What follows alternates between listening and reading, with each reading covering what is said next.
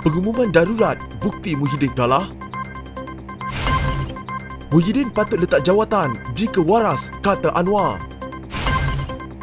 Wakil rakyat UMNO dijemput sertai Pakatan Harapan. DAP hentam kerajaan gantung parlimen.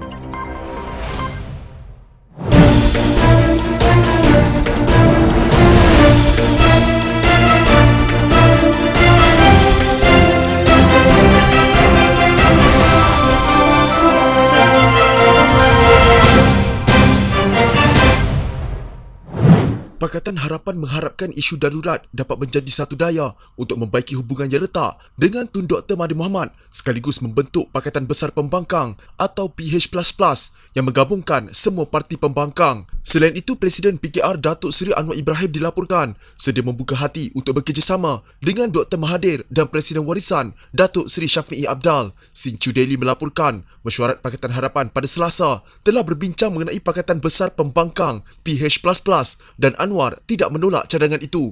Kami ada bercakap tentang Pakatan Besar ini dan Anwar tidak menolak. Ia boleh dibincangkan, tetapi kami perlu elak saling menyerang terlebih dahulu. PKR minta Dr. Mahathir dan Syafiee supaya jangan asyik menyerang Anwar, manakala parti-parti Pakatan Harapan mahu Anwar meminta anak buahnya tidak menyerang Dr. Mahathir, kata pemimpin PH itu. Menurutnya, Pakatan Harapan berharap isu pengumuman darurat akan menyediakan satu kesempatan untuk membaiki hubungan parti-parti pembangkang yang retak. Difahamkan, Pakatan Harapan telah mengadakan mesyuarat Majlis Presiden yang pertama pada 2021.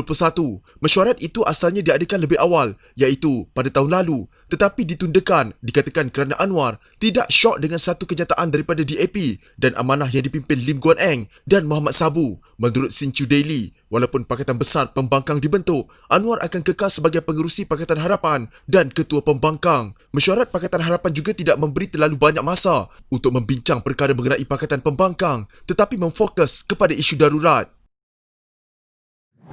Presiden PAS Abdul Hadi Awang menuduh Ketua Pembangkang Anwar Ibrahim sebagai lebih asyik dengan jawatan Perdana Menteri daripada memberi tumpuan kepada wabak COVID-19 yang semakin memburuk. Beliau terkilan kerana jawatan Perdana Menteri terus dijadikan polemik meskipun terbukti pembangkang berpecah belah dan tidak mempunyai sokongan yang diperlukan. Pada waktu yang gawat ini, mereka masih berbahas siapa yang layak menjadi Perdana Menteri walaupun dalam keadaan mereka berpecah belah tidak mampu mengumpulkan jumlah yang mencukupi, kata Hadi. Hadi yang menjadi sekutu utama Perdana Menteri Muhyiddin Yassin dalam Kerajaan Perikatan Nasional berkata, Anwar sepatutnya peka terhadap perilaku dan cita-citanya menjadi Perdana Menteri. Ada juga yang tenggelam bahteranya tetapi masih berpaut. Sebahagian lain pula tanpa sedar sudah hampir tenggelam bahtera mereka, sehinggakan ada yang menghantar nama kepada Agong dengan tanda tangan tanpa angka, kata Hadi. Ini laksana menyerahkan cek kosong supaya tuanku meletakkan beberapa jumlahnya, ahli parlimen, katanya dalam kenyataan. Hadi tidak menamakan Anwar, namun Ketua Pembangkang itu satu-satunya pemimpin pada Oktober lalu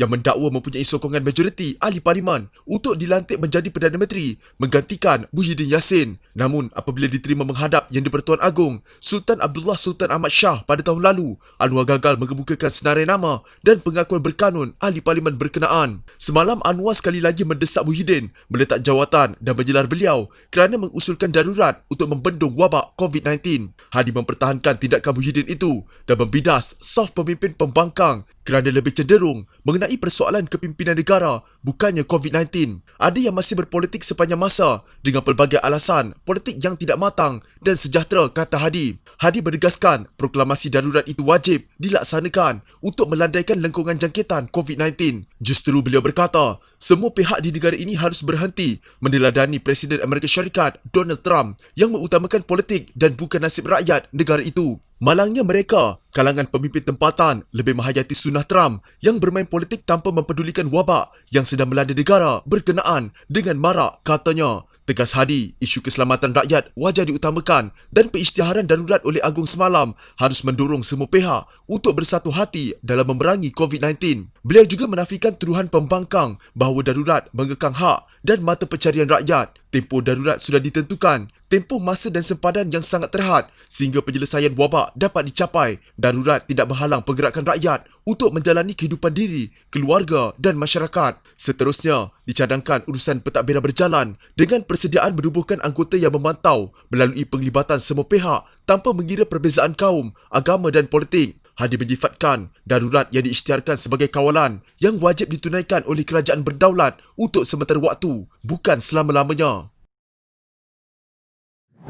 3 menteri yang bertungkus lumus bekerja siang malam memastikan rakyat dan negara selamat dari wabak pandemik COVID-19 wajar dinobatkan sebagai wira. Aktivis politik Wan Khairul Ihsan Wan Muhammad berkata, mereka ialah Menteri Kanan Keselamatan Datuk Seri Ismail Sabri Yaakob, Menteri Kesihatan Datuk Seri Dr. Adham Baba dan Menteri Sains, Teknologi dan Inovasi Khairi Jamaluddin Abu Bakar. Menurut beliau, walaupun 3 menteri ini mempunyai jawatan dalam parti, tetapi mereka sebolehnya tidak terlibat dalam keberantakan politik dalaman parti. Sebaliknya, mereka secara konsisten memfokuskan usaha menyelamatkan nyawa rakyat dari terus dicengkam dengan serangan virus COVID-19. Pada pemerhatian saya, sepanjang keberantakan politik dalam UMNO, mereka tidak pernah membuat sebarang kenyataan politik kepartian. Mereka hanya secara konsisten menumpukan usaha untuk menyelamatkan nyawa rakyat. Inilah wira sebenar yang tidak didendangkan oleh rakyat maupun rakan dalam parti. Mereka habiskan masa untuk menyelesaikan keperluan mendesak vaksin agar seluruh rakyat dapat diberikan keselamatan kesihatan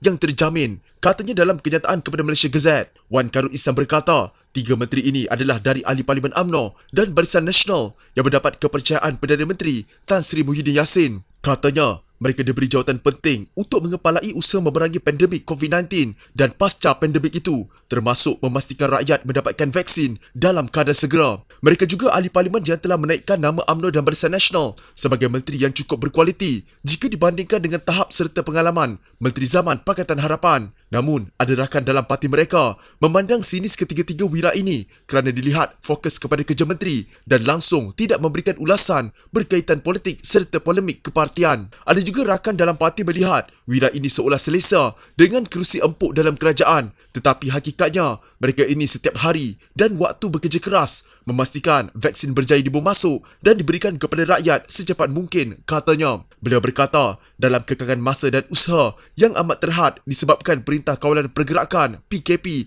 dan sebagainya, cahaya harapan rakyat semakin dekat untuk direalisasikan oleh kerajaan dengan mempercepatkan proses mendapatkan vaksin ke negara ini. Ini menurutnya termeterai apabila semalam satu perjanjian persefahaman MOU antara kerajaan Malaysia melalui Parman Niaga Berhad iaitu anak syarikat Boston Berhad telah ditandatangani dengan Sinovac dari China. Katanya beliau difahamkan, sebulan selepas tarikh MOU itu, Sinovac akan membuat penghantaran vaksin fasa pertama kepada Malaysia melalui Parman Niaga Berhad. Apabila vaksin boleh diberikan kepada rakyat, maka kes baru akan mula berkurangan dan negara menuju ke arah satu kejayaan dalam memerangi pandemik COVID-19. Tahniah kepada 3 wira negara ini kerana mementingkan nyawa dan kesihatan rakyat mendahului segala politik kotor serta gila kuasa peribadi sesetengah pihak. Kami bangga dan terus akan menyokong wira ini demi melakukan segala kebaikan dan meraihkan kejayaan bersama seluruh rakyat Malaysia, katanya.